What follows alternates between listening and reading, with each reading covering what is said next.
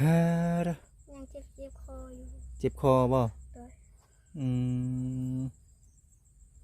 ถอนไว้เด้อเนาะถอนเงินถอนคำไว้เบิ่งครั้งแล้วนี่โดยตึงขึ้นตึงขึ้นเพราะบ่ได้ เขาแน่ ข้าวน้ำแน่ ซื้อข้าวซื้อน้ำในกระเพาะวันนั้นโดย โอ้ เขาก็บ่กิน เพราะว่าซื้อก็เท่าละได้ก็ได้บ่หลายนะซื้อไว้ตอนเบิดยังสิยากกว่าเก่า อืม มีแต่ว่าซื้อข้าวทอนไว้ บ่ค่อยได้ถอนเงิน โดย เพราะว่าข้าวมันเบิดแม่นบ่ โดยถ้าว่าบ่มีเงินก็ถ้าว่ายังมีข้าวยังดีอยู่ บัดเฮาสิไปคลอดนี่ติเนาะ โดย ตัวนี้แหละปัญหาเอ้ยเป็นจังได๋ซะทั้งอาการน้องตุ๊ก เมื่อย เมื่อยบ่ เพิ่นก็มีเมื่อยมีเจ็บหัวมีหยังนี่ เจ็บหัวพร้อมแมันบ่ โดย เจ็บหัวนี่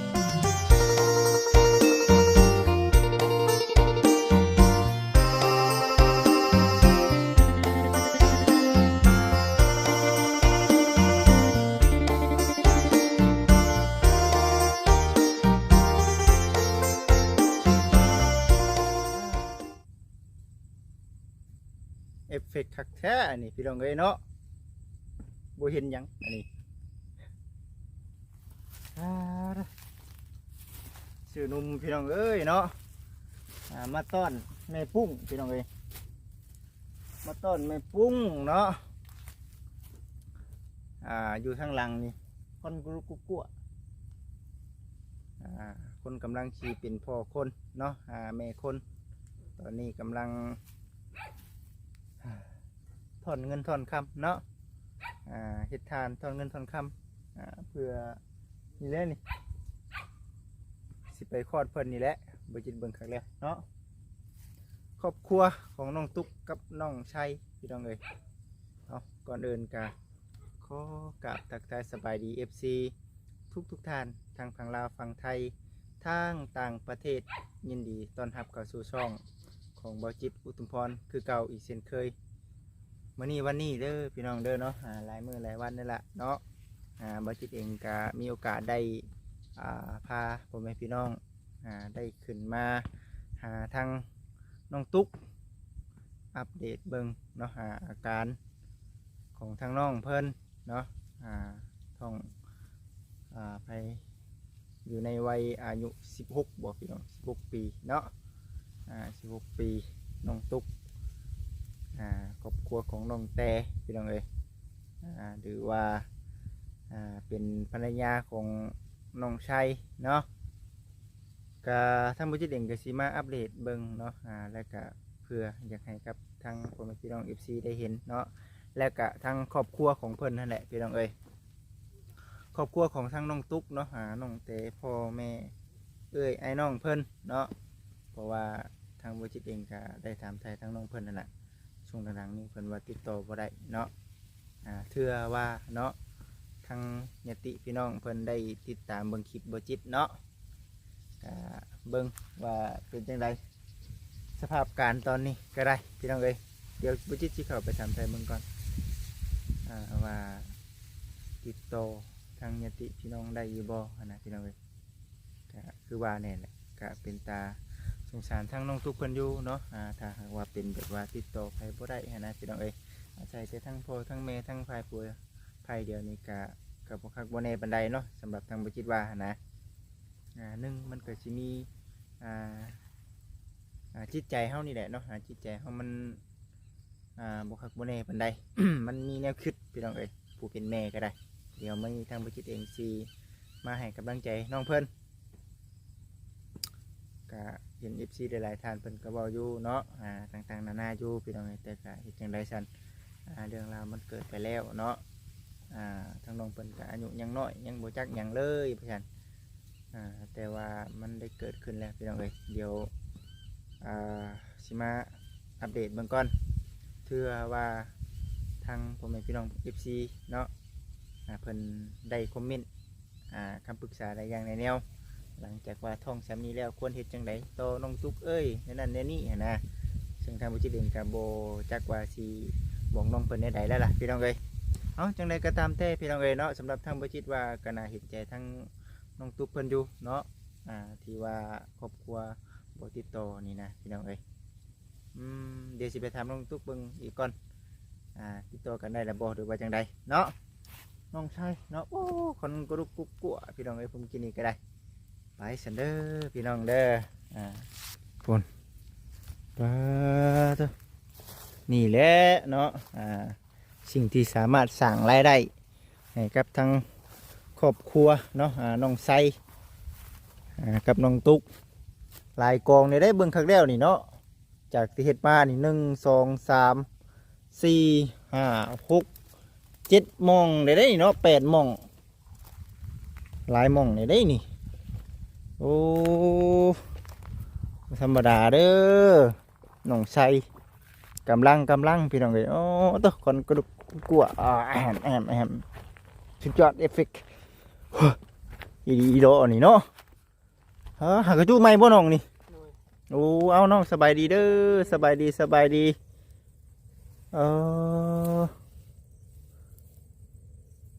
ขายเบิดแล้วบ่ตัวที่ผ่านมานั่นบ่เดือเนาะมึงนี่พี่น้องเอ้ยบุกเป็นบุกเนาะน้องไซตั้งแต่มือไอ้ขึ้นมาเมื่อนั้นผ่านไปได้จักเตาแล้วนี่3-4 เตาแล้วเนาะโอ้ประมาณนี้บ้านได้จักช็อปนี่เอา30-40ได้อยู่โอ้ประมาณ30-40พี่น้องเอ้ยย่างมาได้พี่น้องเอ้ยรถป้าไปทางใหญ่ผุดมันขามาบ่ได้มันมีขี้ตมขี้พุงเด้บ่จิตต้องได้ย่างมาโอ้คักแน่ดิติดแล้วนี่เนาะติดแล้วผู้ใดเดียวเบิ่งไปเบิ่งไม่ปุ้งก่อนเด้อโอเคพี่น้องเอ้ยเนาะพุ่นกำลังตบกำลังแต่งอยู่สิแล้วเอาหลายมื้อพี่น้องเอ้ยบ่จิตบ่ได้ขึ้นมาหาจุพื้นจุไผ1 ข้าว 1 น้ำอยู่นี่บ่นี่โอ้บนเฮ็ดอยู่เฮ็ดกินเพิ่นอยู่นี่เนาะเคียงเพิ่นก็ได้สบายดีน้องตุ๊กสบายดีเอาล่ะโอเคกินได้อยู่หรือว่านมนี่กินได้อยู่เบิ่งบาดนี้คือบ่คือเก่าแท้บาดนี้เนาะปุ้งขึ้นได้นี่พี่น้องเอ้ยเนาะจักเดือนแล้วน้องตุ๊ก4 เดือนที่เขา5 เดือนละ5 เดือนเนาะ5 เดือนบอกขออนุญาตนำแข้งขาหรือว่ากระตูเนาะอวบอิ่มขึ้นได้นี่เนาะเบิ่งครั้งแล้วจอยลงได้เดี๋ยวนี้จอยบ่นี่จอยถามเลยตอนกี้นะตุยกับตุยตะกี้ตุ้ยกว่านี่บ่ตะกี้น้องชายมานั่งนำบ่มานั่งนำก็ได้มาอย่ามาพักผ่อนเมื่อยนักน้องเป็นไข่แต่มันลดลงจะเป็นไข่บ่เดี๋ยวนี้โดยเศร้าแล้วเป็นไข่เป็นไข่เป็นนาวโดยโอ้ยเป็นเบิดบ้านเลยแท้เป็นเบิดบ้านเลยห่วยเนาะช่างว่าแท้เป็นสิย่านแท้ว่าเมื่อยบ่เมื่อยเนาะยังเจ็บคออยู่เจ็บคอบ่ถอนไว้เด้อเนาะถอนเงินถอนคำไว้เบิ่งครั้งแล้วนี่ตึงขึ้นเข่าน้ำเนี่ยซื้อข้าวซื้อน้ำในกระเพาะวันนั้นเลยเขาก็บ่กินเพราะว่าซื้อก็เท่าไรได้ก็ได้บ่หลายนะซื้อไว้ทอนเบิดให้สิยากกว่าเก่ามีแต่ว่าซื้อเขาทอนไว้บ่ค่อยได้ทอนเงินโดยเพราะว่าเขามันเบิดเหมือนบ่โดยถ้าว่าบ่มีเงินก็ถ้าว่ายังมีเขายังดีอยู่บัตรเฮาสิไปคลอดนี่ติเนาะโดยตัวนี้แหละปัญหาเป็นจังได๋ซะทั้งอาการน้องตุ๊กเมื่อยบ่เพิ่นก็มีเมื่อยมีเจ็บหัวอย่างนี้เจ็บหัวพร้อมมันบ่เจ็บหัวแน่โอ้มันว่าขออนุญาตนะมันติ่งบ่มันทุกติ่งอยู่บ่ลูกนะติ่งอยู่ติติ่งอยู่เลยแต่ก็ยังบ่แห้งปานใดติ่งบ่แห้งยังน้อยเนาะโดยแม่นบ่5 เดือนบ่หรือว่าจังได๋น้องก็ยังบ่ฮู้กันหากว่าผู้ใหญ่ทราบว่าผู้ใหญ่เพิ่นเบิ่ง อืม เพิ่นเห็นเพิ่นท่วงมาประมาณ4เดือน5เดือนประมาณนี้เพิ่น เพราะว่าเฮาบ่ได้ไปกวดจักดีเลยเนาะ โดย โอ้แบบธรรมชาติมันก็ย่านอยู่ไดเนาะ โดยเพราะว่ามันก็ตกใจอยู่เพิ่นกลางคืนแล้วเพิ่นจมไปเจ็บท้องอะนะ แม่นบ่ โดยก็อยู่ไปอยู่มาเพิ่นก็ไข้แน่เพิ่นก็เศร้า อย่าย่อของหนักได้เด้อ โดย บ่ได้ย่อ ย่อของหนักเดี๋ยวไวอยู่ได้จากที่บ่จิตเบิ่งนี่ไว โดย ท้องเพิ่นน่ะนะพี่น้องเอ้ยอ่า เป็นไข่3 มื้อ เป็นไข้3มื้อยาก็บ่ได้กิน โดย เพราะว่าเพิ่นเขาเจ้าว่าเป็นโควิดเข้ามาใหม่นะ โอ้ ตัวสิบ่แห้งซำเก่าเพิ่นน่ะมีแต่ว่าเจ็บคอแล้วก็วินหัวเท่านั้นแหละ บ่ได้ไปกรุงไปกวดเลย โดย ยาก็บ่ได้กินเนาะ โดย โอ้คักแน่แล้วพี่น้องเอ้ยปันนี่บ่ลงนี่นี่เนาะ โดย เว้ย แต่ก่อนเพิ่นก็กลัวนี่แหละ บัดบ่จิตเบิ่งว่าคืออวบอิ่มขึ้นกว่าเก่าบ่ซั่น ช่วงหนึงก็เพิ่นขึ้นอยู่เพิ่นก็อยู่วัง40ปลายแล้วนี่ก็สิอยู่วัง40หรือว่า42ประมาณนี้แหละ ของคนน้อยเนาะ โดย ของคนน้อยเออเป็นจังไดทั้งเอ้ยทั้งพ่อ ตอนนี้ก็ติดต่อมาอยู่ ติดต่อแล้วบ่บัดนี้ โดย เออฮ่า โทรศัพท์บัดนี้น่ะโทรศัพท์น่ะสิตายอีกแล้ว โทรศัพท์สิตายอีกแล้ว โดย แต่ว่าทั้งพ่อเพิ่นยังบ่ได้เว้ากันเพราะว่ายังบ่ทันโทรหาเพิ่นก็บ่รับมามีแต่ลมทั้งกับเอ้ยกับหยังเพิ่นแล้วมัน ติดต่อกับน้องแต่ โดย น้องแต่ว่าในใด ถามเพิ่นว่าสิให้เกิดอยู่ใช้ยันว่ามันเป็นอันนี้มาแล้วสิมาติมาอย่างทางนี้นะน้องก็ระวังกันเลยเพิ่นว่าให้เกิดอยู่นี่ก็ได้เพิ่นให้เกิดอยู่นี่เกิดอยู่บ้านก็เพราะว่าเฮือนเพิ่นก็ขายแล้วนะ โหมันต้องเกิดอยู่บ้านนี่แล้วเนาะ โดย เกิดอยู่บ้านนี่บัดบ่มีสมมุติครัวบัด แม่น เฮาสิว่าว่าบ้านนี่ได้แม่นบ่ โดยเพิ่นจะถ่าให้เพิ่นมาเพิ่นสิเอาใบนั้นมาให้เพิ่น เออ ใบตัวที่ว่าเพิ่นเซ็นทำห้องทั้งนี้นะ โอ้โอ้โอ้โอ้ เพิ่นก็สิเอามาให้แล่นใบง่ายมันก็เดือน12เพิ่นน่ะ โอ้ เดื ดี อน12มันสิลงมาหาเพิ่น เดือน12เลยสิแจกแม่ เพราะว่า เล เฮ็ ย ดเพิ่นเฮ็ดชีงานนำแม่เพิ่นเลยเด้ โอ้ คือเลยว่าสิลงมาเดือน12เพิ่นน่ะ โอ้โอ้โอ้โดยดีแล้วฉันได้ติดต่อกันแล้วเนาะ โดย แต่พอยังไม่ได้บอกน้ โดยเพิ่นก็ว่าเป็นจังไดก็ให้เกิดอยู่พี่นั่นแหละเพิ่นว่าโทรหาเพิ่นมื้อนั้นก็2สาย3สายเพิ่นก็บ่รับมา ำโทรหาไป พอ อืม ติดเตอแบบบ่รับ อยู่บ่ฮับ แล้วเป็นหยัง ก็บ่ได้ฮู้หยังชัดไปเพิ่นก็แบบบ่ตอบหยังนั้นก็เลยยามีแต่ว่าลมกับทางเอื้อยเพิ่นแหละได้แน่ น้องแต่เนาะ โดย น้องแต่นี่ไปอยู่น้ำครอบครัวใหม่ โดย บ้านไหนก็ผัวเพิ่น ใกล้ๆปากเซ่พุ่น ใกล้ๆปากเซ่ผู้ เลย อ๋อ ทางบ้านเกิดพ่อเพิ่นพุ่นแหล้ว อยู่ปากซอง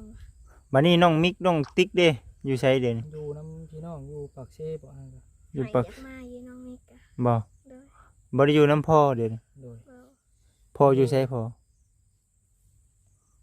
อยู่เตาถ่าน ตาทานอยู่บ้านไหน ใกล้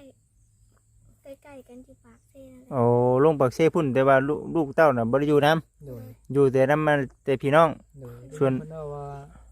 อ้ายเพิ่นนะเพิ่นอายุน้ำอ้ายเพิ่น อ๋อ เพิ่นก็จูดถ่านคือกัน อ๋อ ตัวน้องครับบ่ได้สู่ติดต่อกับเพิ่นเพราะว่ามีบ่ค่อยมีเวลาใน เออ ผู้ที่ว่ามิกกับติ๊กไปอยู่นำก็บ่ได้ค่อยติดต่อกับเพิ่นบ่ค่อยมีเวลาใน อยู่คันว่าเพิ่นว่าอยู่นำญาติพี่น้องคันว่าเพิ่นเบิ่งแยงได้ก็เฮาก็ไว้วางใจเนาะ โดย แต่ว่าส่วนพ่อนี่คืออยู่นำเมียใหม่เนาะ โดย อยู่นำเมียใหม่ ครอบครัวใหม่เพิ่น อืมก็น้องแต่น่ะไปมีครอบครัวใหม่ โดย บัดนี้น่ะเลยว่าน่ะให้เกิดอยู่พี่บัดนี้เนาะ โด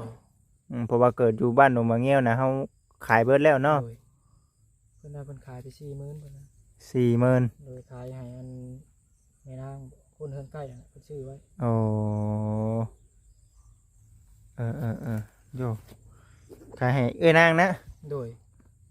เออ คนเฮือนใกล้เพิ่นนะ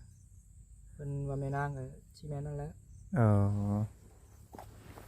ไอ้เนาะเอาเฮ็ดจะได้ใช่มันเป็นจุดประสงค์ของเพิ่นได้ซั่นพี่น้องเอ้ยแต่ว่าเฮ็ดจะได้เพิ่นได้ขายได้เด้เอาชีวานี่ก็บ่จักคุมว่ามันฉายเกินไปแล้วเนาะเฮ้ย บัดนี้ก็เลย ตั้งจิตตั้งใจใหม่บัดนี้เด้อน้องตุ๊กเด้อตั้งแต่ท้องมาบ่ได้ไปฝากบ่ได้กวดเลยเนาะ โดย อืม ไปได้หยังเลยนะแต่น้องเองก็ยังบ่ฮู้ว่าจักเดือนแล้ว ก็บ่ฮู้อีกเลยพี่น้องเอ้ยว่าประมาณจักเดือนว่าซั่น โดย อื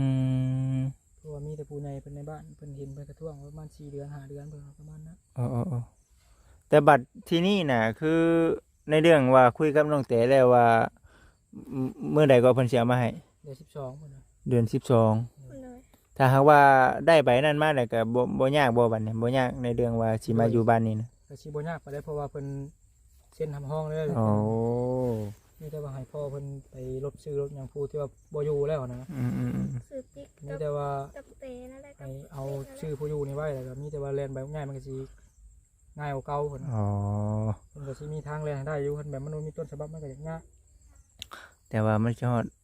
ฮอดอยู่ดอกเนาะเดือน12ฮอดอยู่2น้องเพิ่นก็ห้าเดือนนี่เด้เนาะ เออ ฮอดอยู่ดอกเอ้ยเนาะเดี๋ยวนี้ซื้อข้าวกินเดี๋ยวนี้เนาะ โดย ซื้อข้าวกิน ซื้อกิน10 โลก็สิเบิดอีกละ สิเบิดอีกแล้ว เลย เพราะว่ามันหลายทางเลย โอ้ยเนาะ ซื้อแต่หึงละ ซื้อแต่หึงนี่ติ เลย เมื่อวานนี่ก็ไปซื้อมาไว้ก็บ่ทันเอาขึ้นมาอยู่ยังสิลงไปเอาคำบ่ได้กิโล ไปซื้อมาไว้แล้วชื่อจักโลนะ ชื่อจักแม่นเท่าไหร่น้องก็บ่จักเพราะว่าเป็นชื่อข้าวเจ้าเด้ คือพระเขาเจ้าชื่อเป็นเขาเจ้าเอา โดยข้าวเจ้ามันสิบ่เปลืองทำข้าวเหนียวอะนะ อ๋อ มันก็สิ ข้าวเหนียวน่ะมื้อละติ๊ก มันละติบ เลย ก็เนี่ยติ เช้าทั้งแรงเลยนั่นแหละ เขาเจ้าบัดหุงกินแม่นบ่ โดย เขาเจ้าบัดหุงกินมาสั่นนะเฮ้ยเนาะป้ออูดเฮือนอูดชานเลยนี่เนาะบ่เห็นหยังเลยพี่น้องเอ้ย แต่ว่ากลางคืนเนี่ยคันว่าลมไปทางพุ่นนี่ก็อยู่ยากกันแหล้ว สมัครขับแค้นได้นี่เป็นแม่ปุ้งครับ โดย เฮ็ดจั่งใดสั่น มีแต่ว่า มามักลูกอีได้น่ะ บางเทื่อกลางคืนลมมันก็ไปทางไม้นะ โอ้ ถ้ามื้อใดมันลมมันบ่ปกติอะ แดงก็แดงมื้อน่ะมันลูก แม่นบ่ เลย โอ้ ลูกครึ่งหนึ่งเลย เออเป็นไรเมื่อยบ่น้องตุ๊ก ไหนคอหลาย เจ็บคอ เลย ก้าวเข้าสู่เป็นผู้ใหญ่ได้บาดนี้ได้เนาะเริ่มเป็นพ่อคนแม่คนแล้วภาระก็เพิ่มขึ้นอีกบาด โดย มีแต่เบิ่งเด้ป่านนี้ช่วยกันได้เด้อเนาะบ่แม่นว่าหน้าที่เจ้าหน้าที่ข่อยได้เด้อเนาะผัวได้เมียเบิ่งลูกน้องตุ๊กก็ยังว่าบ่เคยชับเนาะต่างคนต่างบ่เคยป่านนี้ มาน่ะเยี่ยมยามก่อนว่าซั่นน้องเอ้ยมาเยี่ยมยามทั้งน้องๆก่อนให้กับ FC ได้เบิ่งได้ชมเพราะว่าบ่ได้มาแต่หึงแล้วเนาะแล้วก็บ่มีผู้ใดมาเนาะ โดย เพราะว่าทางบริษัทเองก็ได้ว่ามาหาทางน้องๆเพิ่นก่อนอัปเดตเบิ่งก่อนว่าเป็นจังไดว่าซั่นนะ โดย อืมแต่ว่าติงน้ำในแล้วเนาะ โดย ติงน้ำแล้ว เริ่มติงอยู่เพราะว่ามื้อนั้นก็เห็นอยู่ นอนอยู่แล้วกลางคืนน้องสังเกตเบิ่งก็เพิ่นกระดิ่งกันอยู่ เกรกอยู่ได้เนาะ โดย ก็ดีใจนำมาแล้วเนาะเฮ็ดจะได้ซั่นเพิ่นเกิดมาได้เพิ่นอยากอยู่นํ โดย เนาะอยากอยู่นํเคยเอาเด็กน้อยอยู่อย่ามันเนาะเคยเอาน้องอยู่ได้ซั่นเฮ้ยเนาะนั่นแล้วพี่น้องเอ้ยให้น้องไล่เด้ฮะ เพิ่นยังลงไปลุมเพิ่นยังไปเบิ่งเตาอยู่ลุม จังพุ่นก็มีเตาอีกเนาะ โดยเพราะว่าเตามันเป็นเตาอบ อืม เตาอัดหนาเด้ โอ้ กายอยู่บ่ทานเอาเงินนะ ฮะ ทานเอาเงิน โอ้ทานนะเอาได้อยู่เนาะกล้าอยู่ เพราะว่า อืม เพิ่นกับเพิ่นก็ยังอยู่ในเรือนเมียเพิ่นอยู่นะ โอ้ไผ เพราะว่าอันไอ้ไรเพิ่นแล้ว มีอีกเลยนะกะ โดยเพิ่นก็มี พี่น้องเอ้ยเอ้า เพิ่นกระท่องคือกันจัก อีกประมาณเบิดเดือนนี้ก็อีกวันที่5 ที่ 6ก็เพิ่นน่าสิขึ้นมาอยู่พี่นะเพิ่นน่าสิพาเมียเพิ่นขึ้นมาอยู่พี่ มื้อใดบ้านใดเมียเพิ่นน่ะ ก็บ้านเดียวกันนี่แหละ เอาแล้วเพิ่นยังบ่ทันเปิดตัวบ่ โดย เอาแล้วเนาะ มีแต่ว่าเพิ่นยังท่าทั้งน้องเมียเพิ่นไปไทยอยู่นำแม่เพิ่นแล้วก็เพิ่นสิพาขึ้นมาอยู่พี่ เมียเพิ่นอยู่ไสเด่น อยู่เฮือนลุมอยู่เฮือนเพิ่นเอง เออ เพื่อน เห ก็ นื เป็น อผู้ฮู้ เป็นเพื่อนมูลเพื่อนกสิพันขึ้นมาอยู่พี่เพราะว่าก็มียามเพิ่นก็บ่อยากป้าให้พวกน้องอยู่ลำพังเด้ อืม เพราะว่ามีหยังได้ดูแลกันเพิ่นน่ะ อันนี้ต้องเข้าใจเด้อพี่น้องเด้อเนาะเอาแบบบ่แบบง่ายๆซะเดี๋ยวสิโทษทั้งน้องได้กับน้องแต่เนาะบ่แบบง่ายๆคือต่างคนต่างมีใหม่ซะเนาะเอาแบบนี้ซะพี่น้องเอ้ยต่างคนต่างมีใหม่ยันว่าเอ้ยมาถ่ายเห็นน้องไล่อันน่ะพาเมียมาแบบว่าโอ้ยบ่ซั่นน่ะนะอันนี้ก็บ่จิตบ่จักนำหักบ่จิตเข้าใจว่าต่างคนต่างมีใหม่เนาะ โดยเพิ่นว่าเพิ่นก็มีแล้วทั้งนี้ก็มีแล้วนะ ตัวสลับซับซ้อนพี่น้องเอ้ยป่านนี้ก็ได้ อยู่เฮือนอยู่เดี๋ยวนี้ โดย เดี๋ยวสิไปถามเบิ่งเนาะ เพิ่นเพิ่นดูเฮือนเทิงพุ่นเพราะว่าเพิ่นยังเฮ็ดเวียกทางพุ่นข้างเพิ่นมาพี่ โอ้เนาะคักแน่ดีนี่ บ่อยากเห็นเราหักเพิ่นเฮ็ดเวียกอยู่หั่นเด้เดี๋ยวนี้ โดย เมียเพิ่นก็เฮ็ดเวียกอยู่หั่น โดย อืม ขึ้นทางเทิงพุ่นเฮือนเพิ่น เฮือนเมียเพิ่นนะ โดย เออ เพราะว่าเพิ่นยังถ่ายน้องเมียเพิ่นแม่เพิ่นมารับน้องเพิ่น ไอ้ จัง นั่ ซี่ น นะ เด้ ไปสิไปไทยก็เลยอัน ใกล้ๆกันกับหานสองแปลงอะดิ อืม เฮือนเพิ่นอยู่ติดกับบ้านสองแปลงเทิง อ๋อ เพิ่นก็อยู่นะครับ ย่างไปหลินน้องควานนี่เมื่อยเขา เจ้าก็ไปบ่เมื่อวาน โดย เป็นจังได๋ฉันเป็นจังได๋ตั้งป้า ก็ดีอยู่ ก็ดีอยู่ เพิ่นก็ดีอยู่น้องพัก แบ่ เพิ่น ง เพิ่น ให้ ดี แบ่งหยังกะ มีหยังเพิ่นก็ให้คำปรึกษา แบ่ แบบ งแบ่ง ผู้ใหญ่นะ ปอนจักปีเพิ่นน่ะ เอาเอ็ด 21รุ่นเดียวกับน้องเลย โอ้รุ่นเดียวกัน เลย อืม เพิ่นก็มีหยังเพิ่นก็เบิ่งก็แย่งอยู่ก็ธรรมดาเพิ่นก็ดีนํอยู่ แต่ว่ายังบ่ได้ไหวบ่ได้ขอ ยัง ยังเนาะ เลย ต่อเดี๋ยวสิไปถามเบิ่งน้องได้เบิ่งก่อนเอ้ยพี่น้องเอ้ยเนาะเบิ่งก่อนเนาะเดี๋ยวสิไปอัปเดตให้กับ FC ได้เบิ่งเดี๋ยวจะได้สันพี่น้องเอ้ยเนาะสายแน่นไผสายแน่นลาวพี่น้องเอ้ยเนาะเป็นอันนั้นนี่เด้สันเบิ่งสายแน่นน้องได้เพิ่นน่ะนะว่าเป็นผู้ใดเนาะ เลย เพิ่นเว้าอยู่บ่ว่าก็บ่ได้ห้ามเนาะ โดยเพิ่นก็บ่ได้ห้ามอิหยังนะ ยันว่าจนว่าฮู้ได้เด้เนาะบ่ห้ามแล้ว นั่นก็ท้องแล้ว โดยในนี้เพิ่นว่าเพิ่นก็ท้องบ่รู้ว่าจังไดก็ ยังบ่จักเนาะ โดย จังว่าพี่น้องพ่อว่าก่อนเด้อ มีแต่ว่าน้องตุ๊กเนาะมีหยังกระทักหาเด้อเนาะมีหยังกระทักหาอาจสิช่วยหยังได้บ่หลายแต่ว่าก็สิได้ส่งข่าวให้กับทั้งพี่ทั้งน้องเนาะ โดย ได้เบิ่งได้ชมเฟซเก่านั้นมันตายแล้ว โดยมีแต่ว่าตัวแรงก็สิแอด เจ้าแอนมาหาอ้ายนี่เด้อ โดย แอนมาหาอ้ายนำแน่ก็บ่เป็นหยังพี่น้องเนาะนึงก็อยากอัปเดตชีวิตครอบครัวของทั้งน้องๆนั่นแหละเถื่อมีผู้รักผู้ใหญ่เพิ่นเนาะก็คือเห็นนั่นแหละไปไผไปมันน้องตุกเนาะ โดย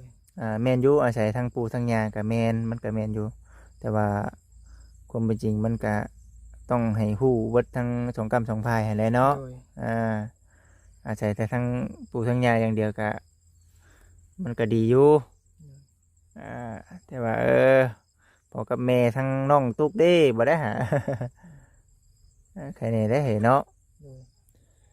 เฮ้ยเอาละสันพี่น้องเอ้ยมีแต่ว่าหากคำว่าคลอดนี่เจ้ากะว่าสิไปคลอดอยู่ไส อยู่ห้องหมอไปแล้วกัน คำกะว่าสิคลอดอยู่คลอดที่ห้องหมอเนาะ โดย เอามีแต่ถอนเงินไว้โฮมไว้พยายามแน่เนาะ โดย ยามปลูกอ้อยก็สิทอนไว้ใกล้ๆสิฮอดได้นี่ ไก่ชอนปลูกอ้อยแล้ว โดยเพิ่นก็ยังบ่ทันชี้แจงครับนะเพิ่นถ้าว่ามันฝนบ่ตกก็น่าสิได้ไวอยู่สิได้มีเวียกไวอยู่ครับฝนยังตกก็น่าสิบ่ได้เฮ็ดแล้ว เพราะว่ารถยังลงแปลงบ่ได้รถมันยังลม นี่แล้วฉันโฮมไว้ถอนไว้เห็นแล้วเฮ้ย โดย บ่มีเงินไปคลอดอีกพอแห้งอีกแล้วเนาะก็เป็นตอนนี้มีแต่ทานก่อนตอนนี้เนาะ โดย ตอนนี้มีแต่ทานก่อนได้พี่น้องเอ้ยยังจุอยู่ตอนนี้ก็ได้ แล้วก็ไป ให้อยู่พุ่นบัดนี้ โดย เข้ากันบัดนี้ โดยเพราะว่าเพิ่นก็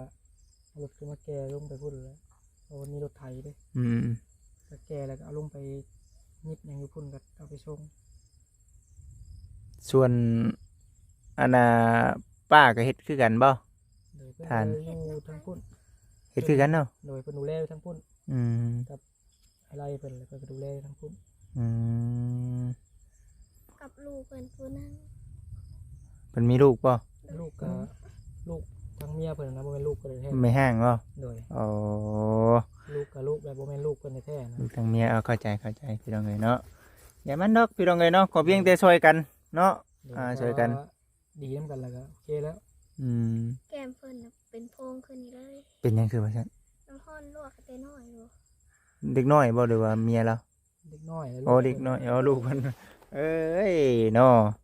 แล่นตำหลังเฮาคู่มือได้อะ ปัญหาก็ลงมานี่บ่ตอนมืออ้ายลงไปตอนเอาทานน่ะบ่ได้ยังบ่ทันมาตอนน่ะ โดยเพิ่นก็ยังบ่มาอยู่เพิ่นหากันมาเลย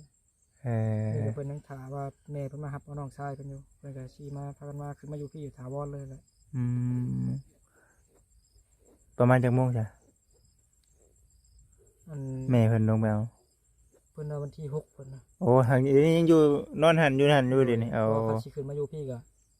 มันยากๆนะเพิ่นก็บ่อยากให้ป้าคือทั้งนั้นคือกัน โอ้เพราะว่ามันเพิ่นมีน้องน้อยอยู่คนหนึงได้น้องประมาณ